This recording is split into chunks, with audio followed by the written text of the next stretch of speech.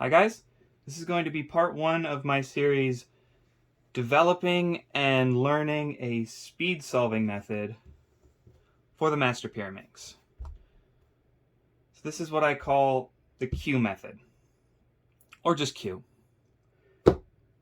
So in this part, I'm just going to talk about a general overview of how it works, what kind of ideas I have right now, future ideas that may work, and my thoughts on it in general, just to get all the ideas that I have right now out into some video, some form, so that I can work on the specifics in future parts. So for a basic overview of how it works, first you want to create two full edges by combining the midges with their wings, and then combine those to the appropriate tip. So this would all be done intuitively in inspection, which is something I have not practiced very much yet, but I feel is quite reasonable. So right now, we can make this blue and green edge. It's pretty close to where it needs to go. And let's find another appropriate edge. Let's go with... perfect. Our blue and red. So,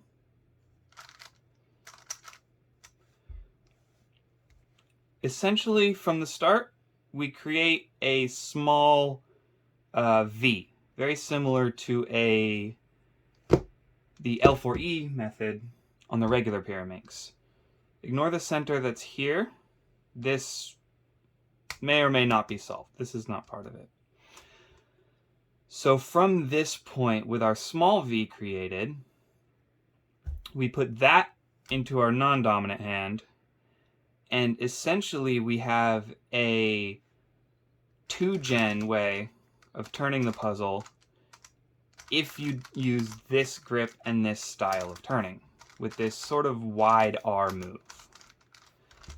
This is what I would consider the fundamental core of this method, and what makes this method different than anything else I've seen before that uses a more standard Pyraminx approach of having both tips, one in each hand, that can be alternated between. So this method, you keep the cube in one hand and do it all 2-gen.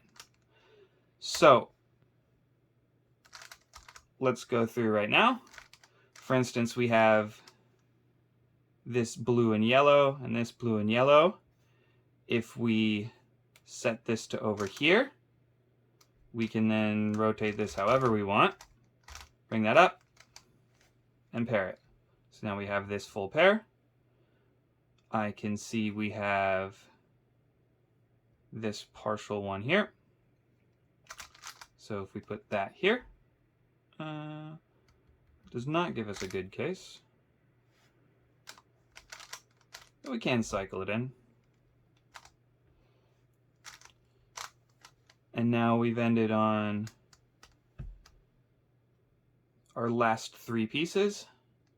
So for this, we can just set up this tip, do a 3 cycle, and have it done. So from here, we have a reduced Pyraminx with 2 pieces already started.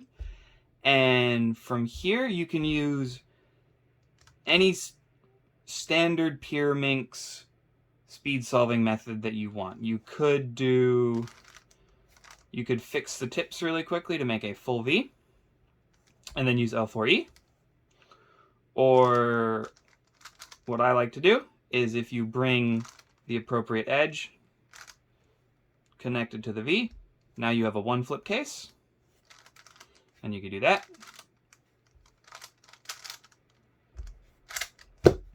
So with it reduced to a Pyraminx, you solve the final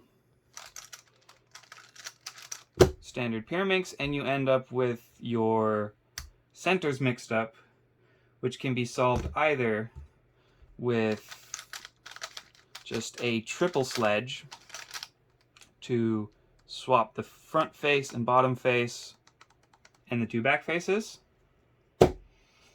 or with essentially with a parity algorithm that is essentially doing soon,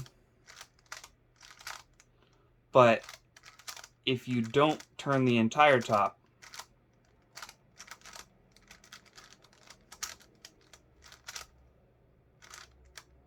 then you slice instead, it will keep those in place. So for this one, clockwise, I prefer to put it here and do this.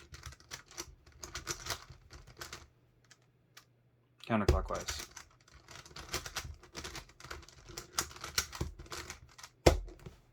Wrong one. So, as for general ideas about what I think is possible with this method, first of all, after you have gotten to here and you have your first small V made and you're in this Q grip, there's a ton of different ways that you're actually able to reduce down to a normal Pyraminx. For instance, just how much you solve. So we have this half-built edge, and we can take that and complete it. So now we have our 3 partial ones to work with. Or we could leave that as a half edge and try to work on another half edge, which actually solved this one and this one. We can take 2 of those open sides up here. Now we have a full edge. And down to a 3 cycle. Oh wait, no, there were 4. I missaw that. So that's one possibility of... This is very similar to an F2L stage on a... on 3x3. This is something where there's a lot of possibilities, a lot of different things that you can do, a lot of different ways to approach it. There's a lot of 3 cycles that could be quite viable to do or to set up into. For instance, you can, between here, here, and here, pretty easily do that kind of a 3 cycle. If you set up into half-made edges, the last 3 will always just connect with each other. So if you have ways of flipping edges, so if one edge is bad, for instance, you can, and 2 are good, you'd be able to set them up. Let's see.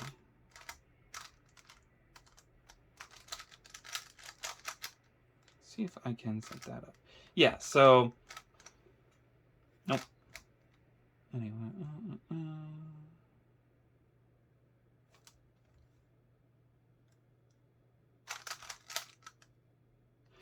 Yeah, so if we have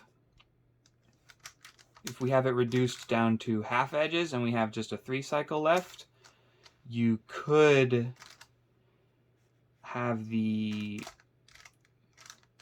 bad edge get brought up in a different way with something like a B move, or even as wide art to make it just an easy 1 turn. There's all kinds of different ways that this last part could be approached to optimize it and to get the flow working, because it being very visible and being very 2-gen ergonomic is what I think makes this quite viable. Moving forward to solving the smaller Pyraminx stage, there's a lot that can be done here. And in particular, you have the addition of the centers that need to be solved. So it's entirely possible that you could solve, say, your one flip case as well as centers. Or you can do one flip case into flip centers, because that might be more viable. For one flip in particular, you still do need to solve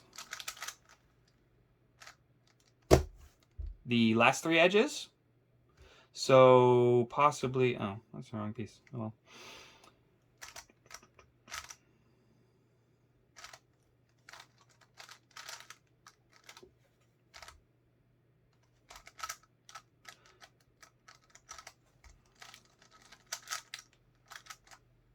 There we go. For one flip in particular, or any top first method that you're using, you still end up having to have these last three edges. So there's definitely some ways to optimize this if you don't have the parity case, because all of these cases simply involve doing sledgehammers and hedge slammers, and the two swaps is simply a matter of doing 3 sledgehammers or 3 sledgehammers. So if you can cancel those into each other, that's something you can definitely optimize for that case. For L4E, potentially you could just solve a different variation of L4E for every possible center orientation, but that would make 4 because you'd have it solved. Flipped on the... You have it solved. Flipped on the front and bottom. Flipped on the left and front, and flipped on the right and front. So it might drastically increase the number of L4E cases, but that might still be viable.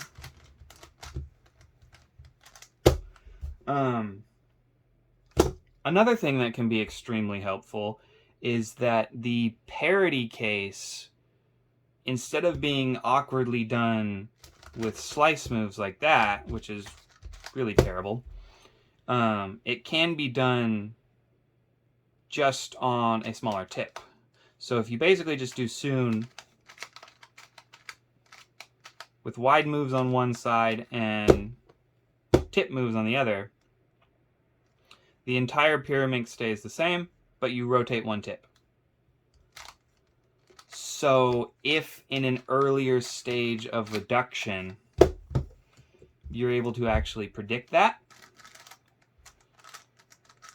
then you'll be able to get that out of the way early.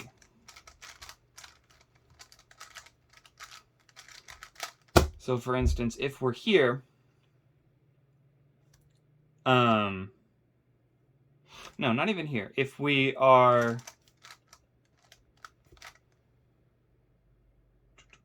solved with our...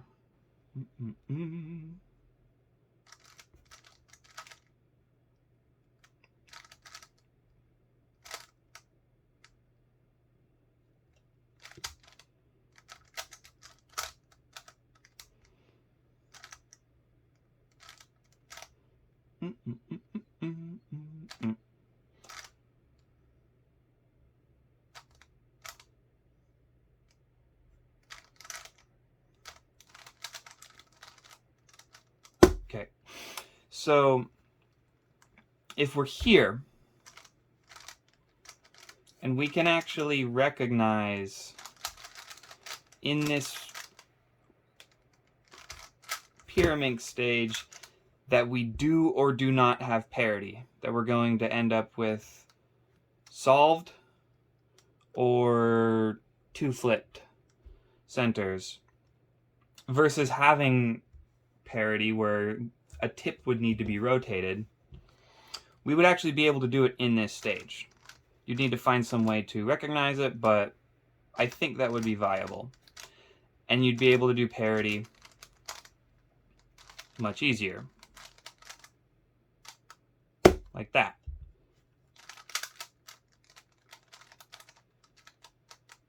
Or something similar. One thought that I have with that is, if I am going the route of one flip or a top first method, you may be able to recognize it from this position based on where your centers are and how your tips are rotated. Because whether or not you have or don't have parity, so right now I can see this is solved and these actually need to rotate clockwise one.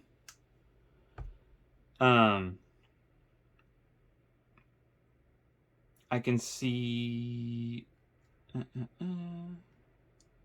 and this would be, so this would not actually be a valid one flip case as well, because we only, or no, it would be. So I can see that we need that rotated one, and we're set up for this one flip case. What we'd be able to do here is solve that parity case, but do so with whichever tip we want. So this is one way that we can reduce or manipulate what one flip case that we actually get. So for instance, if we actually end up needing to rotate this one clockwise, I could choose to perform the parity algorithm with this tip. So this tip here would rotate and they would be all solved. Or if it was counterclockwise, for instance, the parity algorithm could be done on this tip,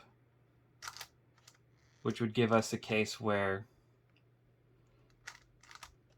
this edge would stay, but this would rotate once this way, and we'd have a very easy one flip case of just this and that. So that's one point where this terrible slicing parity algorithm can get avoided, and simultaneously we would be able to manipulate what our future case is. Let's see, what else is viable?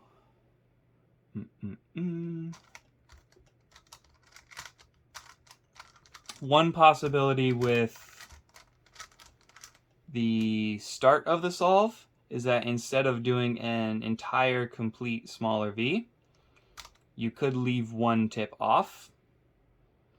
So when you're doing this stage,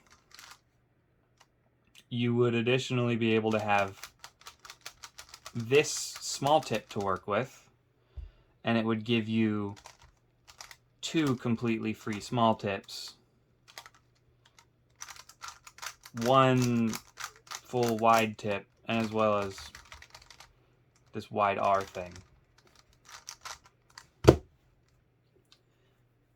So it's possible that reducing it that way would allow you to have more options be better, potentially.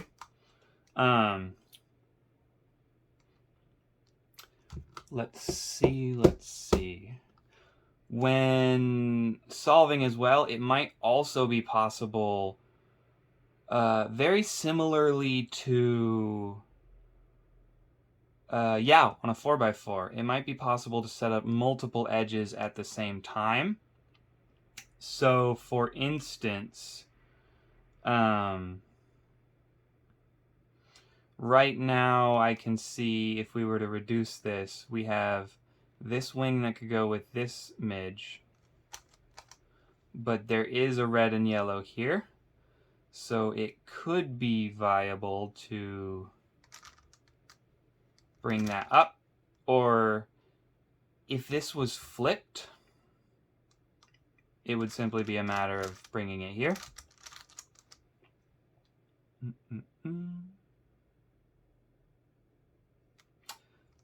So right now let's bring that up with a B move. Oh, no, it isn't flipped. I have very poor recognition on this puzzle right now. I still need to practice quite a bit. So, for instance, we can have this wing with this midge,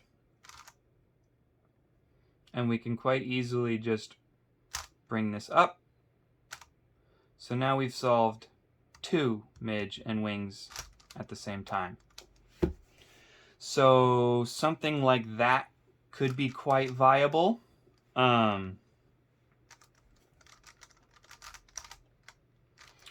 just generally optimizing this step. For instance, we have 2 half ones. If we combine their open sides, we have a completely free tip. And we're probably going to have something that works, like this yellow-blue. Same here. No.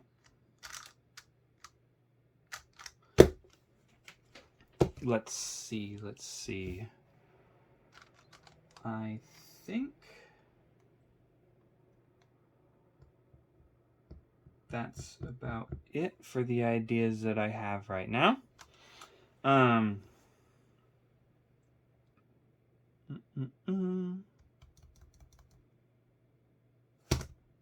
believe that's all I have right now. Any other things I can comment on or add to any post? As a general thought for comparing this to what other methods exist right now, the advantages with what they currently do is they'll get all of the edges solved very quickly and then reduce straight into a finished Pyraminx. So, a completely finished puzzle. So in that, you do have the advantage of not needing to do the standard Pyraminx stage, because instead of simply reducing it and then solving it, this main Pyraminx puzzle gets solved first, and then edges are cycled into place.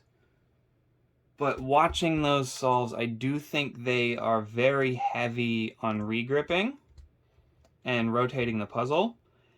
And the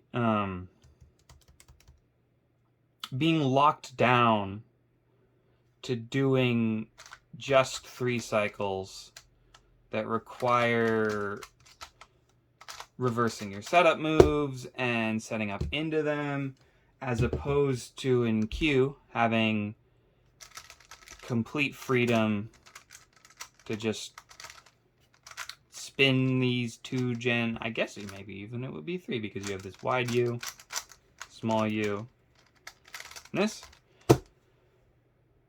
I think that the flow will work better. I think that in Q as well, part of my reason for developing it was I wanted something that could easily go from one step to the next step to the next step, and you can see what's going to happen next. You can look ahead, and you can do it reasonably, comfortably, ergonomically. So I will have to, in future parts, compare the two, compare different possibilities. Another possibility that I think does work as well is if you solve 2 first with an edge,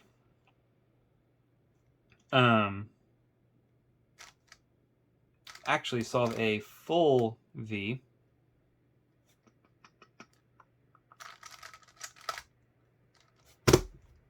and then if you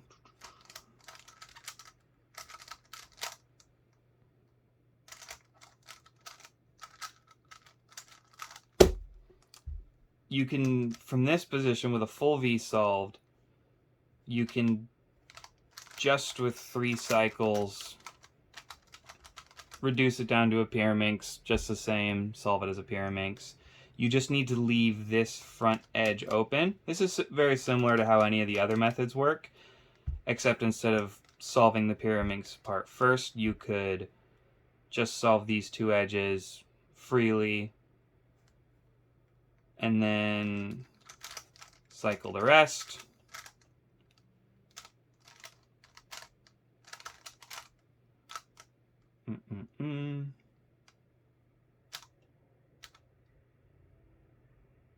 This is a bad case. Wait, there more? No.